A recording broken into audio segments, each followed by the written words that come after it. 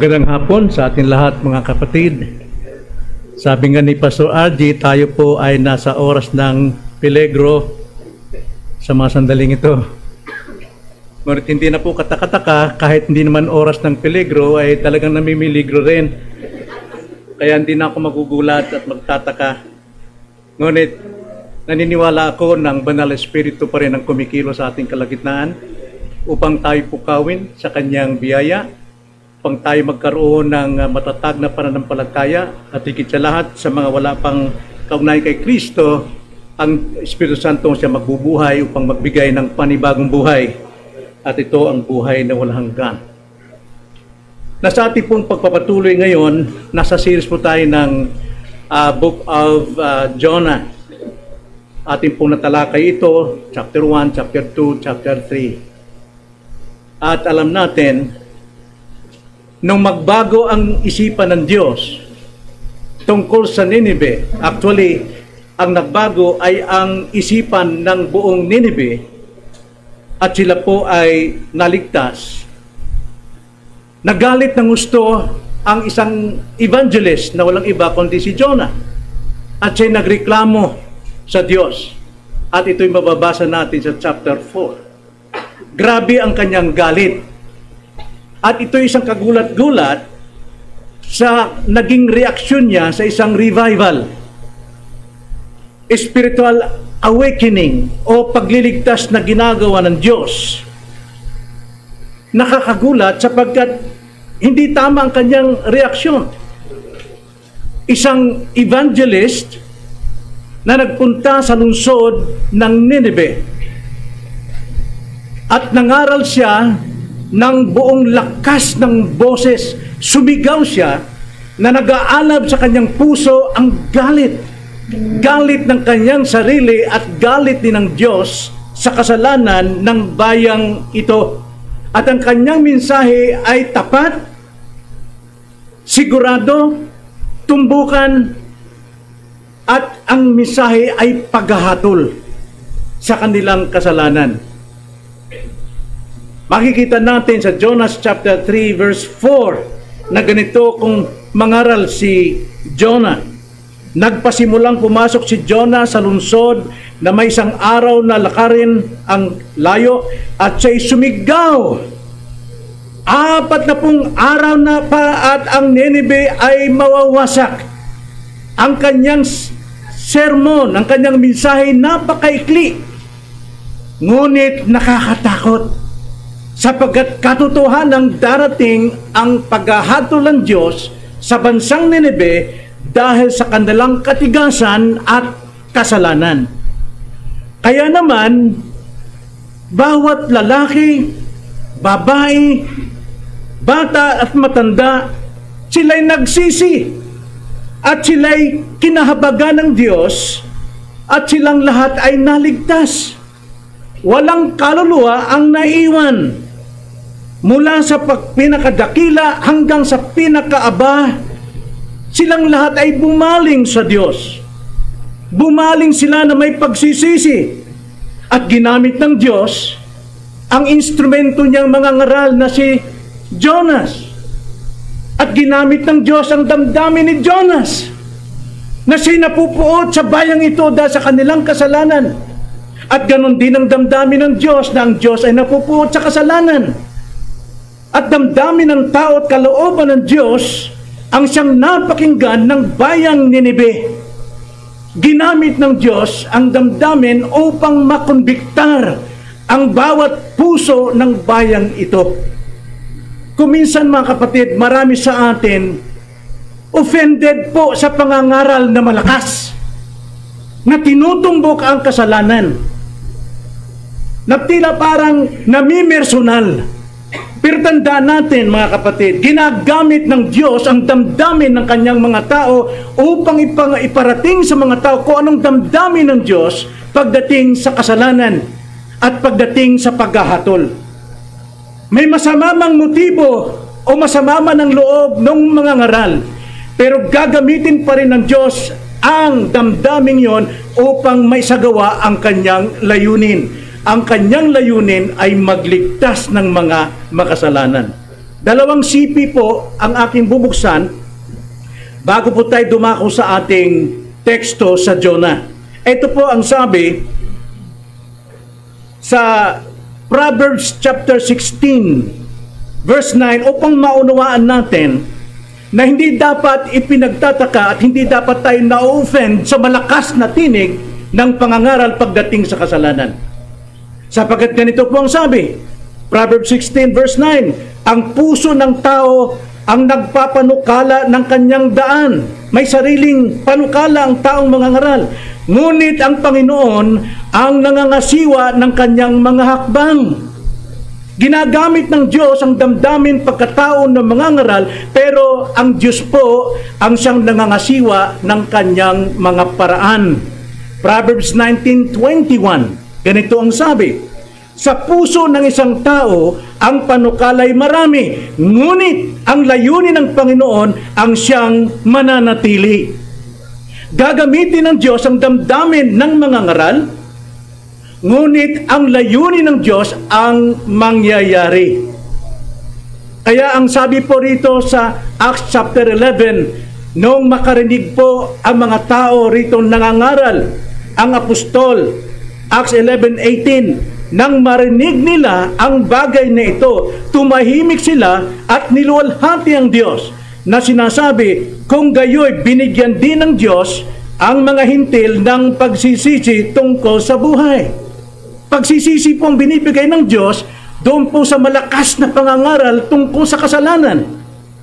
James 1:18, alinsunod sa kanyang sariling kalooban ng Diyos, tayo ay pinanganak niya sa pamamagitan ng salita ng katotohanan upang tayo maging isang uri na mga unang bunga sa kanyang mga nilalang. Ano pong sinasabi? Sa pamamagitan po ng malakas na tinig na may conviction dahil sa damdamin ng taong ginagamit ng Diyos, binibigyan ng pagsisisi ang tagapakinig at binibigyan ng bagong buhay ang tagapakinig. Nangyayari po ang conversion, ang nangyayari po ang born again sa mga sandaling yon na nakikinig sila ng pangangaral. At ito po ang nangyari sa buhay po ng bayan ng Nineveh. Nung mangaral itong si Jonas ng judgment, nagsisi sila. At sila'y sumampalataya. Bakit po? Sapagkat binigyan sila ng bagong puso. Sila'y nakatanggap ng bagong buhay. Kaya sila'y nagsisi at sila'y sumampalataya upang sila'y maligtas.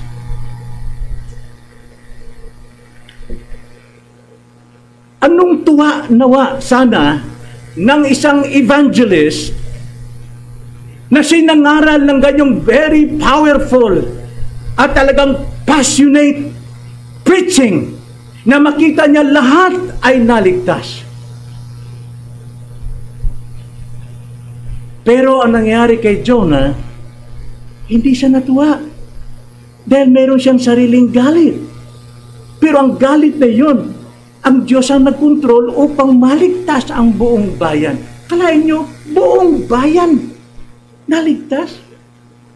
Hindi sila naligtas sa pamagitan ng suwabe, magagarang salita, malalalim na salita. Ginagamit ng Diyos ang foolishness of preaching, not teaching. Foolishness of preaching to save sinners. Nangyari po sa atin ang ganitong revival, itong natatandaan ko, 1960s nagsimula ang revival. Hanggang 1990. Makikita nyo sa lahat ng lugar, nagkukumahog ang mga tao sa pag-a-attend ng mga born again, pag-a-attend ng mga Christian fellowship. Lahat nagdiriwang ang mga pastor, talagang tuwang-tuwa sila sa nangyayari ng kanilang iglesia, punong-puno. Napansin nyo ba noon? Hindi pa marahil kayo Kristiyano noon. Pero makikita natin ang gawa ng revivalism sa ating bansa during this time. At marami pong mga pastor ang natutuwa. At marami rin ang kumikita. Pero ito pong pastor na ito, itong preacher na ito, si Jonah, hindi niya ito ikinatuwa. Bagkus ikinagalit niya sa ating Panginoon. Bakit? Ano ang naging reaksyon ng mga ngaral na itong si Jonah sa dakilang pagliligtas o revival ng Diyos na naganap? Basahin natin ang Jonah chapter 4 verse 1 to 3 upang alamin natin ang mga leksyon. Ang sabi po, Jonah chapter 4 verse 1 to 3, ngunit yon ay ipinagdamdam ng labis ni Jonah at siya'y nagalit. Siya'y nanalangin sa Panginoon at nagsabi, "O Panginoon, di ba itong aking sinabi nang ako'y nasa aking bayan pa? Kaya nga ako'y nagmadaling tumakas patungo sa Tarsis, sapagkat alam ko na ikaw ay Diyos na mapagpala, Diyos na mahabagin, hindi ka kaagad nagagalit, Diyos ka na sagana sa tapat na pag-ibig at nalulungkot ka sa kasamaan." Mga kapatid, kung ikaw ay wala pang relasyon kay Kristo, pakinggan mo ito, kung anong damdamin ng Diyos sa iyo lahat ito. Kaya sabi sa verse 3, "Kaya ngayon, O Panginoon, ipinapakiusap ko sa iyo na kunin mo ang aking buhay, sapagkat mabuti pa sa akin ang mamatay kaysa mabuhay." Now, Jonah, isang instrumento ng Diyos, but at the same time, siya po ay isang Pharisee. Hindi po yan nakakaiba sa mga Kristiyano. Ang mga Kristiyano po ay mga anak ng Diyos, instrumento ng Diyos, pero galit sa pangangaral na may conviction. Galit sa mga taong naliligtas. Ayaw nilang maligtas ang kanilang kaaway. Ang gusto lang nilang maligtas ay yung kanilang paborito. Tulad ni Jonah, ang gusto niyang maligtas ay ang Israel, hindi ang Hentil, gaya nitong mga Nineve. Kaya mga kapatid, sa simula pa lamang na dumating ang salita ng Diyos kay Jonah sa chapter 1, nang sabi ng Panginoon, "Jonas, puntahan mo ang bayang Nineve at mangaral ka doon, sapagkat hahatulan ko ang bansang ito." Pero si Jonah, may galit siya sa bayang Nineve sapagkat pinahirapan niya ang kanyang kababayang Israel. Nung gapiin ng Assyria, itong Israel, kanila itong kinukulong at nilalagay sa mga basket, binabalatan ng mga talampakan, pinadudugo at nilalagyan ng asin. Kaya ayon po sa tradisyon, ang ilog po sa lugar na ito ay puros dugo ng mga Israelita. Sinong hindi magagalit sa salbahing mga Nineveh ito? Kaya si Jonah, wala siyang habag dito, kundi galit. Kaya nung siya'y tawagin ng Diyos na mangaral dito, ayaw niya. Ang sabi niya, "Opo, Panginoon, pupunta ako, pero papuntang Tarsis." Siya'y naghanap ng masasakyan. Nakakita siya ng barko, kaya sabi niya, "Swerte." Wala pong swerte, no? Providensya ng Diyos ito na kailangan talaga makatakas ako dahil binigyan niya ako ng barko. Mayroon din akong pera pambayad. At mayroon pang bakanting higaan sa ilalim ng barko. At doon siya nagtago. Subalit, ang layunin ng Diyos kailanman hindi mahadlangan ng sino mang tao. At nangyari, binagyo ng Diyos ang lugar na tinatakbuhan ng barko. Akalain mo yun? Nagagawa pala ng Diyos yun, na doon lamang sa paligid ng barkong ito, lalakas ng alon, tinataboy ang barko. Samantalang sa iba, walang sinabing may bagyo. Kaya itong mga tripulante at ang kapitan, nagtataka sila. Tumawag kayo sa inyong mga Diyos-Diyosan.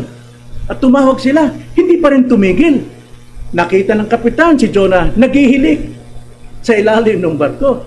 Ginising siya, ano tong ginawa mo? Dahil wala na sila makitang mapagbintangan, si Jonah na lang, pero gayon pa man, nagpalabunutan sila. At alam niyo naman, siyempre, nagkataon na nabunot si Jonah, nagkataon na siya'y tumakas, nagkataon na siya'y dumating sa barko. Naniwala kayo sa nagkataon? No! It is God's sovereign will. Nangyari ang lahat ng ito. Hindi aksidente. At dahil dyan, umamin si Jonah, ako nga ang dahilan. Bakit? Lingkod ako ng Diyos. Hindi ako tumupad sa kanyang utos. Paano mapapatahimik ang dagat na ito? Itapon niyo sa dagat. Ayaw ng mga tao na mamatay si Jonah. Baka masingilin sila ng Diyos. So, sige ang sagwan nila, pero lalo pang binabagsak ang barko ng mga alon doon lang sa kanila. Kaya wala silang magawa kundi itinapon si Jonah. Pero, nagkataon, may malaking isda na dumating para saluin si Jonah. Nagkataon, hindi po. Ang Diyos po ang may utos sa malaking isdang yon. Bakit po? Upang si Jonah ay dalhin doon sa layunin ng Diyos, sa lugar na kanyang inaayawan, na doon siya mangaral. At dahil doon, eto na nga. Eto nang kinatatakutan ni Jonah. Kaya iba ang kanyang reaksyon pagdating sa revival o pagdating sa dakilang pagliligtas na ito. Ngayon, sa katunayan, makikita natin sa talatang ating binasa ang tatlong damdamin ni Jonas na ating pagkukunan ng aral upang huwag tayong lumaban din sa revival o kaligtasang gagawin ng Diyos sa ibang tao. Minsan, ayaw nating maligtas ang tao tulad ni Jonas. Pero we claim to be a Christian. Kaya mayroong tatlong damdamin dito na dapat nating iwasan. Nang sa ganon, hindi tayo maging sagabal sa layunin ng Diyos na pagliligtas sa iba. Una, nakikita natin, iwasan natin ang damdaming dissatisfaction ni Jonah. Kawalang kasiyahan ni Jonah sa bagay nito. Tignan ninyo, naligtas na nga ang buong bayan. Nasa mga 120 to 200,000 people naligtas mula sa matanda hanggang sa mga bata. Itong sinabi ni Jonah sa verse 1. Ngunit iyon ay ipinagdamdam ng labis ni Jonah at siya'y nagalit. Ipinagdamdam ni Jonah. At hindi lang basta ipinagdamdam, nagalit pa siya. Bakit po? Una-una, mayroon siyang misconception sa Diyos. Mayroon siyang maling papapalagay tungkol sa Diyos. Nakita natin si Jonah, nagrebelde siya sa Diyos, lumalaban siya sa Diyos, at siya'y tumakas sa Diyos. Tingnan niyo ba, sabi sa chapter 1 verse 3, balikan lang natin. Ngunit si Jonas ay bumangon upang tumakas patungo sa Tarsis mula sa harapan ng Diyos. Mula sa harapan, meaning sa presence. Sa harapan po, sa Hebrew, ang tawag dyan is panim. Ibig sabihin, sa mukha. So kung ating gagawin itong iliteral natin, kabastos nitong si Jonas. Sapagat ang sabi nito, ngunit si Jonas ay bumangon upang tumakas patungo sa Tarsis mula sa mukha ng Panginoon. Nakita nyo, may mga anak ba tayong ganun, kinakausap natin, tatalikuran tayo mula sa ating mukha? Masama loob natin. Dahil hindi natin naturuan yung bata naging bastos. Ito si Jonah, dahil po sa galit niya sa bayang Nineveh. Siya'y lumusong sa Joppa at nakatagpo ng barkong patungo sa Tarsis. Nagbayad siya ng pamasahe at lumulan upang sumama sa kanila sa Tarsis, papalayo sa mukha ng Panginoon. Now, ano po ang misconception dito ni Jonah? Now, dito, makikita natin, nais ni Jonah ang Diyos ang dapat sumunod sa kanya. Ganyan tayo kuminsan mag-pray. Pag may dumating sa atin, hindi naman itong hinihingi ko. Lord, bakit ganito? Bakit binigyan mo ko ng ganitong problema? Di ba? Mag-asawa kayo. Nagpipray kayo na, Panginoon, bigyan niyo kami ng unang anak. Yung kamukha ni Adonis. Yung kamukha ni Jezebel. Yung dumating kamukha ng unang nagagalit tayo. Ang gusto natin, ang Diyos ang sumunod sa atin tulad ni Jonah. Misconception. Yan din ang gusto ng napakaraming tao. Nais nila na ang Diyos ang sumunod sa kanila. Lord, pag ginawa mo ito, saka na ako dadalo dyan. Saka ko na ibigay ang buhay ko kapag natupad ko na ito, nagawa ko na ito sa tulong ninyo. Ang dami nyo nang narating. Pero ngayon di pa kayo nakarating sa Panginoon. Wala tayong ibang pupuntang patungkol sa Panginoon. Ang Panginoon nasa iglesia sapagkat ang iglesia katawan niya. Hindi kayo maghahanap ng Kristo nakapako sa krus. Hanapin nyo si Kristo, yung katawan niya. Ito ang iglesia. Kung nais mo makatagpon si Kristo, pumasok ka sa iglesia. At makikita mo siya. Pero ang Diyos hindi eh. Gusto ni Jonah ang Diyos sumunod sa kanya. Ayaw niyang maligtas ang Nineveh. Kaso lang ang Panginoon iba kaysa sa puso ng tao. Puso natin. Ang Diyos umiibig sa lahat ng tao. Umiibig ang Panginoon sa lahat ng tao. John 3:16, di ba? For God so loved the world. Now, hindi ibig sabihin, every person sa daigdig. Now, alam mo naman natin, yung salitang world sa Bible, ginagamit yan sa context. No? Hindi ibig sabihin yan ay tumutukoy sa daigdig mismo. Kung ating babasahin ang context, sa chapter 3, sa nauna, na pinapatay niya ang kanyang bayan, Israel, dahil sa kanilang pagrebelde, nagpadala siya ng mga makamandag na ahas. Pero iniibig niya ang Israelita. Kaya naman, nagbigay siya ng isang utos na gumawa ng tikin na tanso na isang ahas at sino mang tumingin doon ay tiyak maliligtas. Yan ay picture ni Christ. Kaya ang world dyan ay tungkol sa kanyang elect. Elect people, hindi po bawat isa, kundi mga elect. Lahat po ng klase ng tao sa mundo, bawat bansa, mayroon siyang mga tao. So, ang Diyos po yung umiibig. Tulad po ng ganito, si Kristo'y naparito, hindi sa ganang sarili lamang, o hindi sa ating kapritsyo, kundi ang Panginoon naparito, Luke chapter 19 verse 10, sapagkat ang anak ng tao ay dumating upang hanapin ka at iligtas ka na ikaw ay nawawala. Layunin po ng Diyos sa kanyang pag-ibig na hanapin at iligtas ang mga nawawala tulad ko. For 37 years akong nawawala sa mundong ito. Wala sa Diyos. Lahat ng bisyo, lahat ng alak, lahat ng kasamaan, hindi naman lahat, kundi mga ilang kasamaan, labas-pasok sa kulungan, ako po'y ligaw. Pero pagdating po ng year 1987, 37 years old ako, tinawag ako ng Panginoon, kinatagpo niya ako. Hindi ako naghanap sa Kanya, kundi si Jesus ang dumating sa buhay ko upang ako'y hanapin at iligtas. Hanggat hindi tayo maamin na tayo'y ligaw, hindi para sa iyo si Jesus at hindi pupunta sa iyo si Jesus. Kung sinasabi mong matuwid ako, wala akong kasalanan, bakit ko kailangan si Jesus? Pero ang sabi po rito, ang Diyos ay umiibig, kaya isinugo niyang kanyang bugtong na anak upang hanapin ka at iligtas ka kung umaamin kang ikaw ay isang ligaw. At inililigtas tayo sa pamamagitan ng paraan ng Ebanghelyo. Itong pangangaral.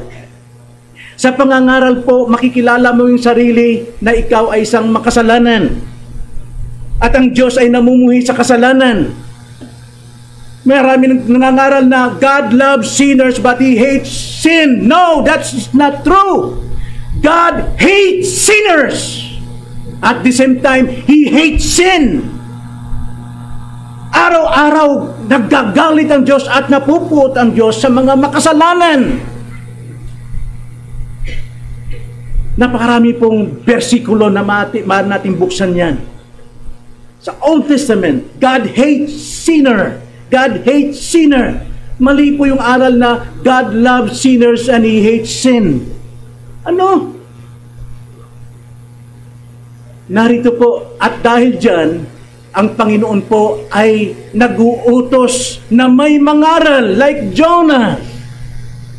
At kailangang malakas ang tinig, judgment, conviction ang iparating upang mamulat sila, magsisi at sumampalataya.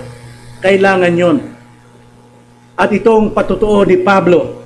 Ating basahin ang sinabi ni Pablo, 1 Timothy chapter 1 verse 15 and Hebrews chapter 7 verse 27. Hindi ito kay Pablo, ngunit ito ay sulat ng Espiritu Santo.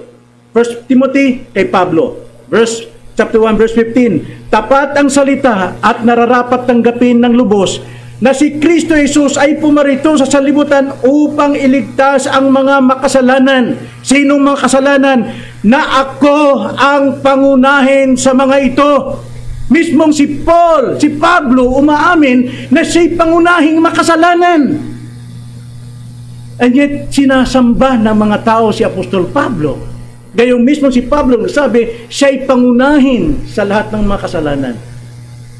Kaya si Kristo ay naparito sa pamamagitan ng pangangaral. Hebrews 7 verse 25, dahil dito siya'y may kakayahang iligtas ng lubos ang mga lumalapit sa Diyos sa pamamagitan niya.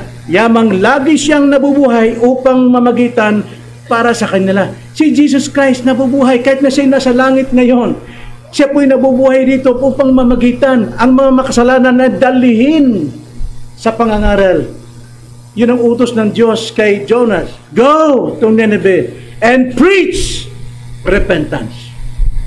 Kaya nga, ang pag-preach ng repentance ay hindi po pagandahan ng boses. Si Jesus Christ, malakas ang tinig, hali kayo, lumapit kayo sa tubig ng buhay. At yung kanyang mga kinakalabang, mga kalaban niya, mga Pharisees, kayong mga hangal, sinasabi ni Jesus Christ. John the Baptist, kayong mga hangal. Si Pablo, sa Areopagos, kayo'y mga inosente, ignorante. Si Pedro, pagdating sa Pentecostes, kayong pumatay kay Kristo. 3,000 ang naligtas dahil sa conviction. Ginamit ng Diyos ang damdamin ng mga ngaral upang maipadama kung anong damdamin ng Diyos sa kasalanan. Kaya nagtataka ako sa mga Kristiyano totoo offended sa mga malalakas man na mag-preach. It is through preaching, foolishness of preaching, that God saves sinners. So yun ang misconception dito ni Jonah. And ikalawa, mayroon siyang misunderstanding tungkol sa kanyang sarili. Misunderstanding sa kanyang sarili. Basahin natin again ang ating verse 1 to 2. Ngunit yon ay pinagdamdam ng labis ni Jonas at sinagalit. At itong kanyang misunderstanding sa kanyang sarili. Siya'y nanalangin sa Panginoon at nagsabi, O Panginoon, di ba itong aking sinabi nang ako'y nasa aking bayan pa? Ang gusto ni Jonah, sa bayan niya lang siya mangangaral. Ayaw niyang magmisyon. Ayaw niyang magbukas ng Bible study. Ayaw niyang mangaral sa kanyang pamilya. Kaya sabi niya, di ba itong sinabi ko sa inyo habang ako'y nasa aking bayan pa? Kaya nga ako'y nagmamadaling tumakas patungo sa Tarsis. Alam mo kung bakit? Ang sabi niya, sapagkat alam ko na ikaw ay Diyos na mapagpala. Kung mapagpala pala ang Diyos, bakit mo kinamumuhian ang kaligtasan nitong mga makasalanan? At hindi lang sabi niya, at ikaw ay mahabagin. At ikaw hindi nalulugod, kaagad nagagalit. Sagana ka sa tapat at pag-ibig. At nalulungkot ka sa kasamaan. Tingnan niyo, mangangaral siya. Mangangaral si Jonas. Totoo yung kanyang pinapangaral. Direktahan yung kanyang pangangaral. Pero mali pa rin ang kanyang pagkakilala sa Diyos. Sinasabi niyang sobra ka kasing mahabagin. Kahit mga taong yumuyurak sa iyo, pinapatawad mo pa't nililigtas. Tandaan ninyo mga kapatid, gaano mang kalaki, kaitim ang iyong kasalanan, ikaw pa rin ang candidate ni Christ for salvation. Pero habang sinasabi mong wala kang kasalanan, ikaw yung tinatanggihan ng Panginoon. Kaya ang Panginoon natin, tama si Jonah, mali lang kanyang pagkakapaniwala sa sarili. Ang sinasabi rito ni Jonah na aral para sa atin, huwag natin siyang gayahin. Siya isang Pharisee. Galit siya sa mga taong maliligtas. Dapat sa atin maging asin tayo. Matthew chapter 5 verse 13. Maging asin sa lupa na nabubulok. Kailangang mabuhay yung mga pananim. Dahil nabubulok ito, tayo ito, nabubuhay ang mga tao mula sa kasalanan at sila'y magiging matuwid. At tayo'y ilaw ng sanlibutan. Ng sanlibutan ay napakadilim. Dapat makita sa ating mga gawa ang good works natin upang ang mga tao ay matutong magluwalhati sa Diyos na pagligtas mo. Yun ang dapat nating gawin sa ating sarili. Pero ito si Jonah, masyadong mataas ang tingin niya sa kanyang sarili. Akala niya, pagdating po sa pagliligtas, siya yung mas importante, mas malaga, dapat siyang pakinggan. Kumbaga sa ating panahon ngayon, may iba't ibang paraan ng pag-i-evangelize. Drama, magic, para makaakit mga tao. No! It is through foolishness of preaching that God saves sinners. Hindi po sa iba't ibang paraan ng mga pastor. Kailangan talagang ihayag natin ang ebanghelyo. At kapag ka mayroon pong naligtas, mayroon pong naakay, huwag nating ipagmalaki ang ating sarili. Huwag nating ibida ang ating sarili. Ang iglesyang ito is a missionary church. At alam natin yan. 3 iglesia nang natatayo ng iglesyang ito sa iba't ibang dako. At hindi natin pinagmamalakihan, kundi patuloy tayong sumusuporta para sa kanilang kalaguan, para sa kanilang ikatitibay. So iwasan natin ang dissatisfaction ni Jonah. Wala siyang kasiyahan. Din ikalawa, iwasan din natin ang damdaming declaration ni Jonah. Now, saan niya dineclare ito, yung kanyang damdamin? Through prayer. Maging aral sana sa atin to, na sa ating panalangin, let's be honest, huwag nating isentro ang ating sarili like the Pharisees. Panginoon, ako isang taong mabuti. Nagtatayt ako palagi. Nagfa-fasting ako palagi. Di tulad ng taong yon, isang mandurugas. Di ba? Yun si Jonah. Tingnan nyo, sabi sa verse 2. Siya'y nanalangin. Nanalangin siya sa Panginoon at nagsabi, "O Panginoon," so dinideclare niya rito kung ano ang attributes ng ating Diyos. Di ba ito ang aking sinabi? 1, aking sinabi. Nang ako'y 2, nasa aking 3, bayon pa.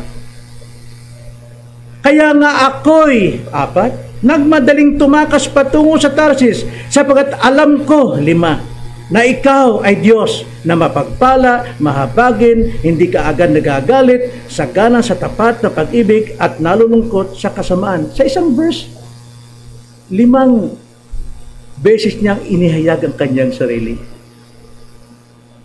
Nakasentro siya sa kanyang sarili kahit nananalangin. Ito po yung sinasabi rito. 6 na beses. 5. Kapag isang taong makasarili ay magbukas ng bibig sa panalangin, minsan hindi natin alam yun. Pero halos sarili ang naririnig ng Diyos.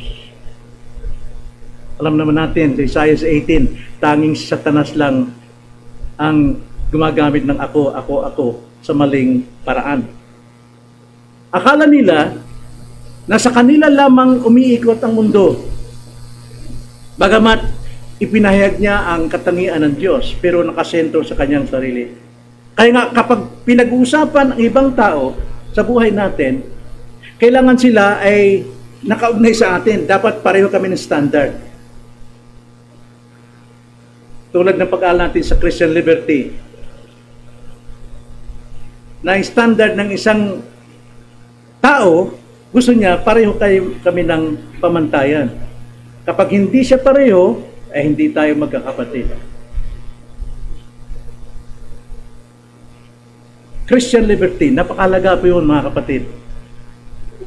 Medyo umiwas mo na ako konti, side track mo na ako sa pagdating po sa Christian liberty ha. Ang kumain sa pista, is that Christian liberty? Mahilig ba tayo sa pamimiesta? Alam niyo po,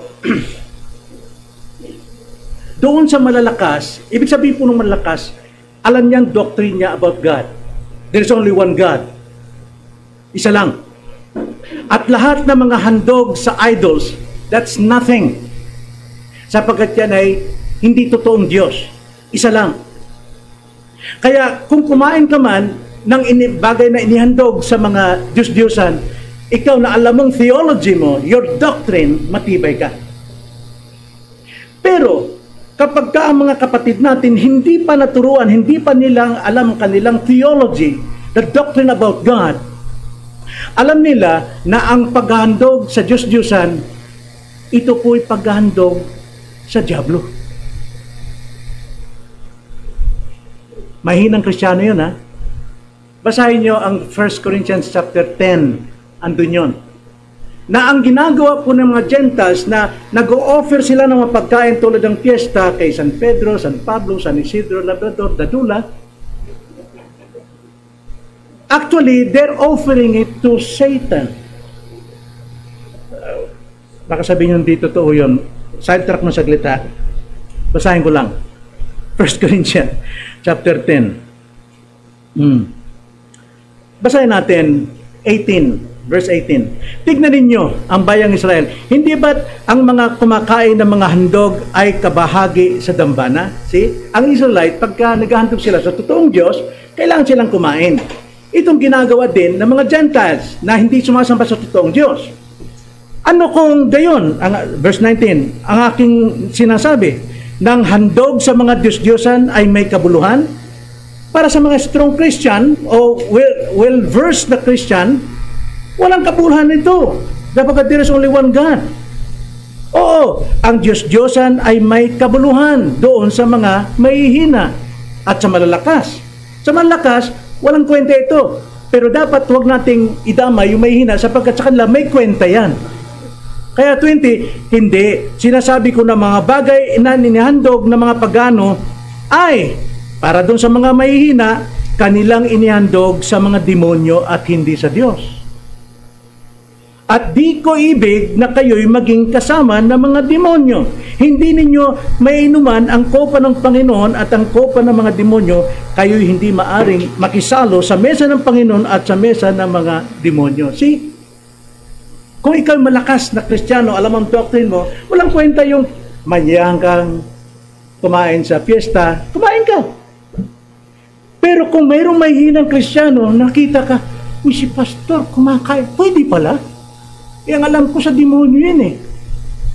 Ay, pwede naman pala, si pastor na yan ha. Pwede pala, o kakain din ako. So, nangyari, nagkasala siya. Sapagkat sa kanyang sarili, kumakain siya sa handog ng demonyo. Kaya, pagdating sa Christian liberty, kung ikay malakas, huwag mo nang banggitin ng piyesta para yung mahihina, hindi mainggan yung pumunta sa piyesta. Yung po yung Christian liberty. Kaya napakahirap po kasi. Ito po si Jonas. Balik tayo mga kapatid. Sorry. Divert ako ron. Kapag taong makasarili, hindi niya niintindi ang iba. Nakasentro palagi sa kanyang sarili. Kaya pag pinag-uusapan ng iba, hindi baling mapisod ang iba, basta ako nakatayo, ako ito. Ganon si Jonah. So dito may kita natin, una, paano nanalangin si Jonah? Nanalangin siya sa kanyang sarili. Then ikalawa, anong declaration ni Jonah sa kanyang philosophy? May filosofiya siya. Ang filosofiya rito ni Jonas ay tungkol sa grace of God. Ang philosophy ni Jonah, dapat ang biyaya ng Diyos ay para lamang sa kanyang bayang Israel. Yun ang philosophy. Minsan ganun din tayo, tayo mga Calvinist, mga nasa Reform. Minsan, ang atin lamang babagi na ng gospel, yung alam nating pinili. Sino nakakaalam na pinili ang isang tao? Katulad niya, may bisita tayo. Hindi natin sila pwedeng tanggihan. Maging sa pangangaral natin, ipinapangaral natin totoo, dahil totoo lamang ang siya makapagpapalaya sa kanila. Hindi basta lamang natin sabihin, ay sa amin lang ito. Mga reform kami ha, ano ba ang doktrina ninyo? Hindi yon. Hindi dapat gayon ang ating gagawin sa ating mga bisita. Love them, welcome them. Mahalin natin sila. Hindi dapat natin ibaling sa ang filosofiya ni Jonas, huwag ibaling ang grace of God sa ibang mga tao. Sa atin lang yan. Sa mga Israelite lang yan. Pero anong ginagawa ng Diyos? Anong ginagawa ng Diyos?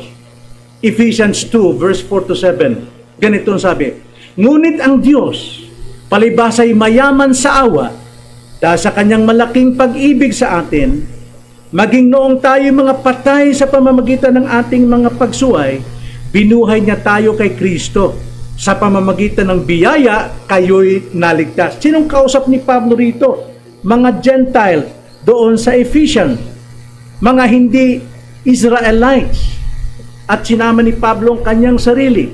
Verse 6, at tayo muling binuhay na kasama niya at pinaupong kasama niya sa sangkalangitan kay Kristo Jesus upang kanyang maipakita sa mga panahong darating ang di masukat na kayamanan ng kanyang biyaya sa kagandahang loob sa atin na sa pamagitan ni Jesucristo.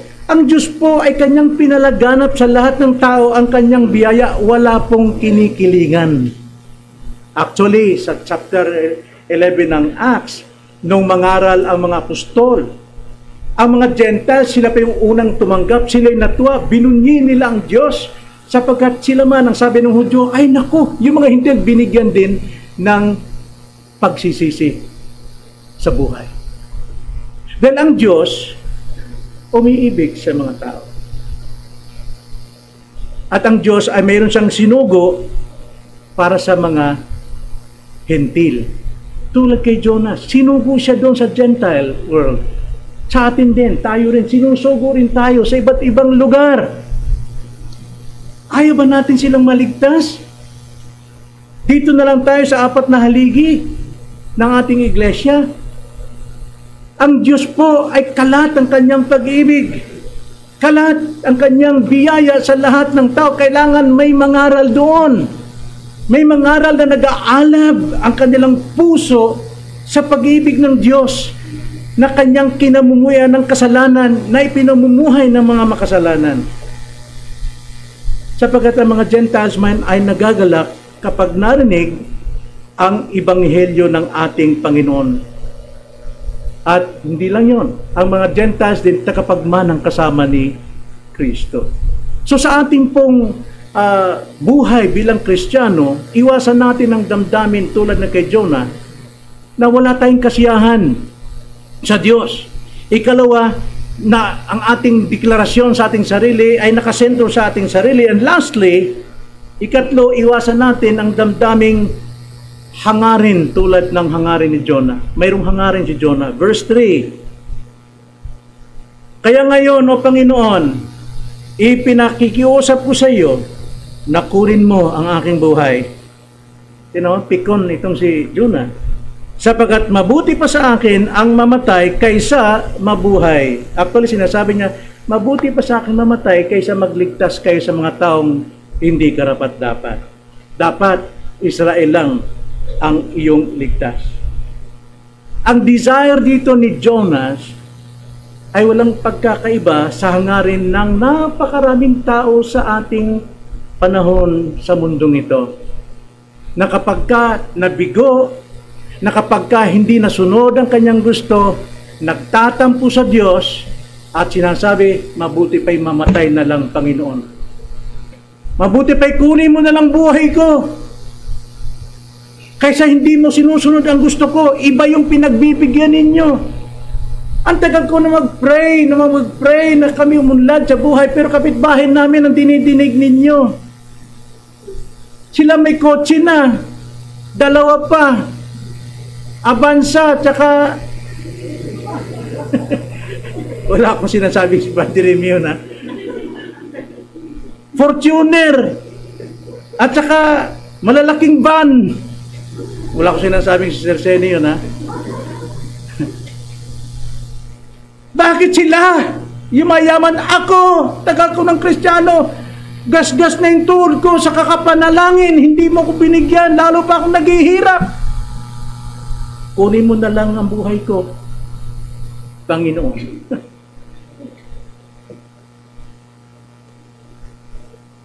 Etong ninanais ni Jonah, bigo siya, makasarili, ayaw niyang may maligtas ang iba, kaya sabi niya, kunin niyo na lang ako. Mas mabuti pa, mamatay. At sinabi niya, hindi lang basta sabi, kunin niyo na lang buhay ko. Ano sabi niya? Ipinapakiusap ko. Grabe talaga ito si Jonah. Desperate na desperate talaga. Tulad ko rin, desperate na ako sa aking diabetes, sa aking bukol sa kidney, sa aking prostate, sa aking panlalabo sa mata. Pero hindi ko sinabi sa Panginoon, kunin niyo na ako, Panginoon. Kundi tulungan mo ako mag-fasting. Tignan si Jonas. Nagbibiro ba siya? Tagumpay siya, ha? Never in history na sa pamamagitan ng isang tao, sa 5 salita lamang, naligtas. At ganun ang kanyang ugali. Aywan ko. Sabi ni Jonas, gusto ko nang mamatay. Sino sa atin dito nang gusto nang mamatay? Kung gawing kriminal ang mga kapatid dito, maghintay ka lang. Darating sa iyo. Darating sa iyo pag hindi ka nagsisi. Pastor Bon, totoo ba yan? Totoo! Sinasabi ko sa iyong totoo, Hebrews 9:27, at yamang itinakda sa mga tao ang mamatay na minsan, at pagkatapos nito ay ang paghuhukom. Ang gusto ng Panginoon habang tayo'y nabubuhay pa, doon natin maranasan ang paghuhukom ng Diyos. Nang sa ganon tayo po ay magsisi at sumampalataya kay Kristo. Kaysa gusto mong mamatay at pagkatapos doon ka huhukman sa impyerno, wala nang pagsisisi. Ngayon pa lang, nais kong hukman ako ng Diyos sa aking mga nakatagong kasalanan.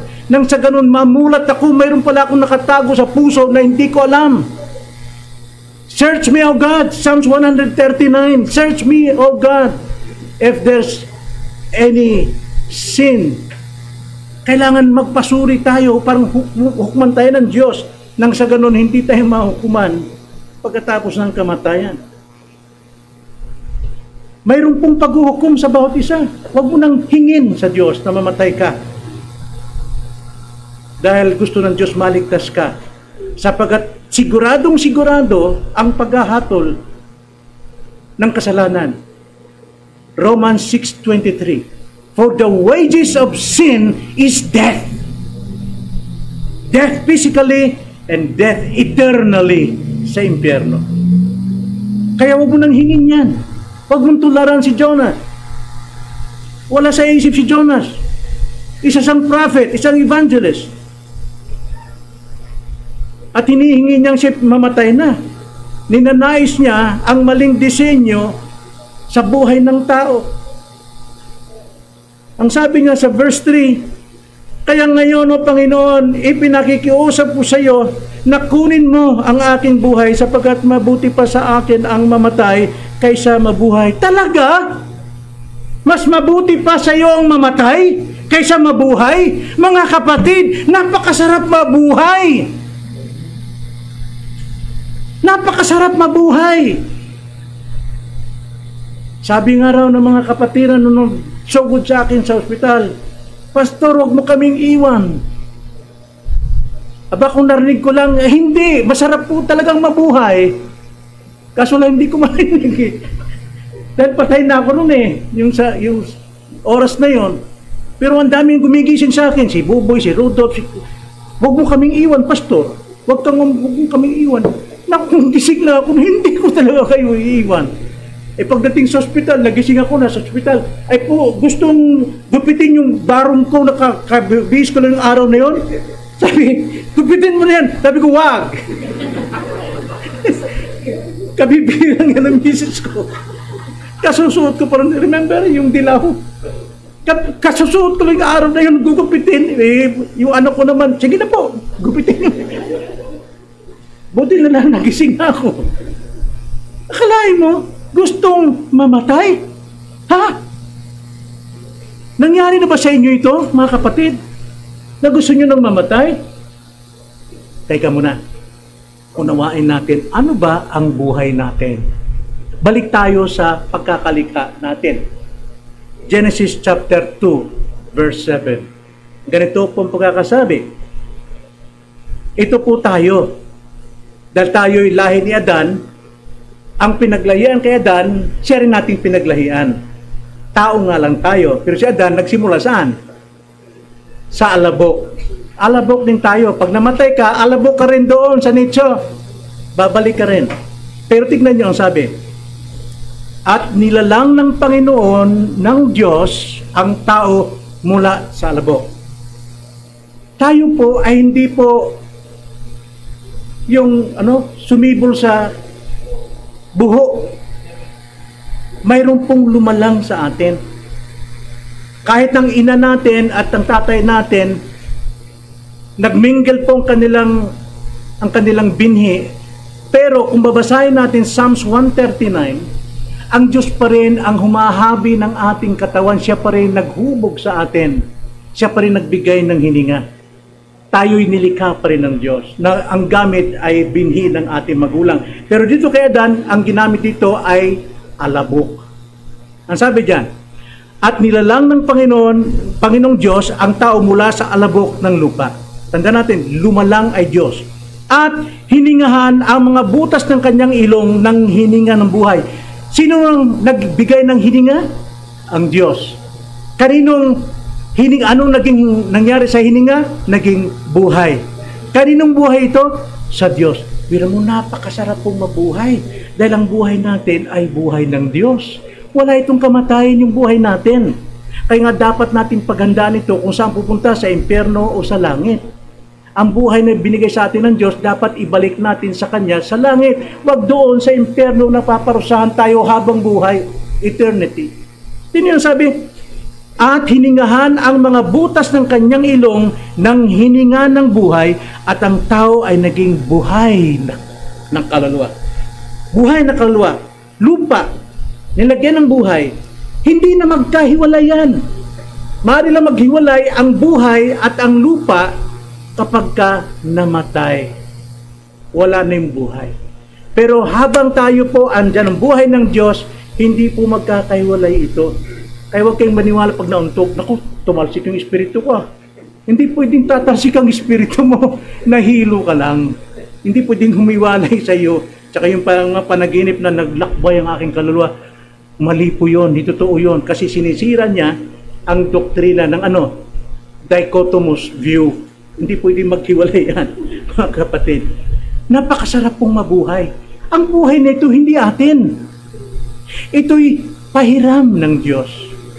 At kung pahiram, mga kapatid, alam niyo, pag nanghiram kang bisikleta, hanggat maaari, lilinisin mo yung bawat sandali para makaulit ka, pagkakatiwalaan ka.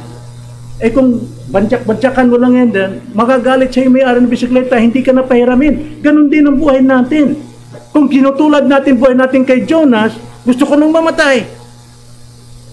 Eh mamamatay ka talaga. Pero napakasarap mabuhay. Di ba, MJ? Lalo nang nalalapit ng kasal. Di ba, Daniel? Ang sarap mabuhay, mga kapatid. Ngayon mga tumatandang dalaga, napakasarap mabuhay. Dahil mayroon pang pag-asang darating.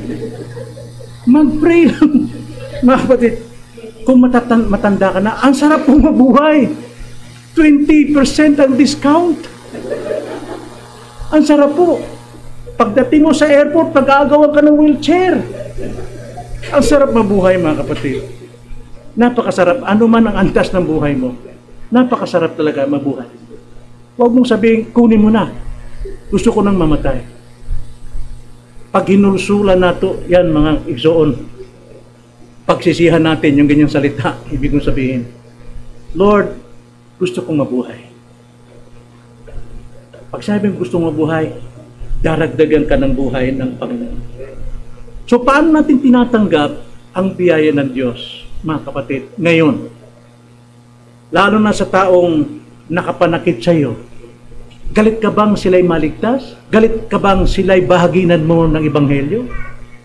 Si Jonah, ang gusto niyang mangaral doon lamang sa 4 na haligi sa Israel. Ayaw niyang mangaral sa iba.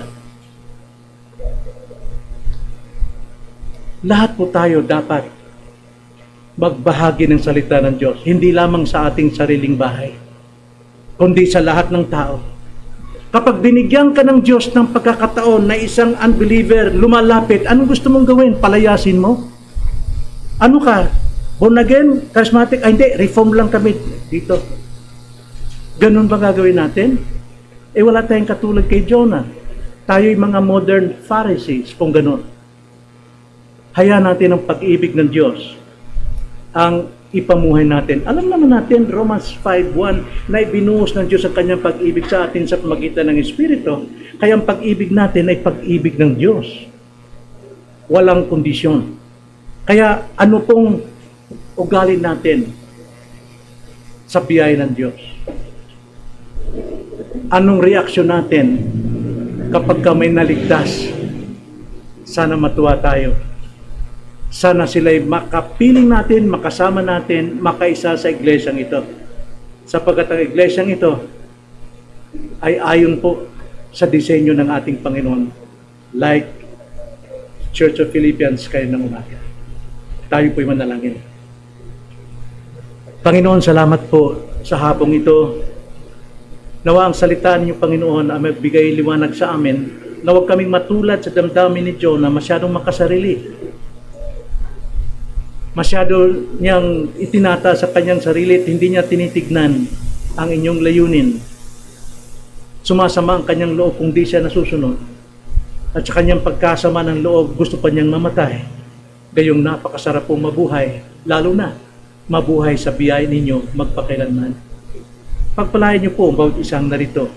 Nauwi kami sa aming tahanan, taglay namin ang kagalakan ng iyo pong biyaya. Ang aming dalangin sa pangalan ng Panginoong Jesus. Amen.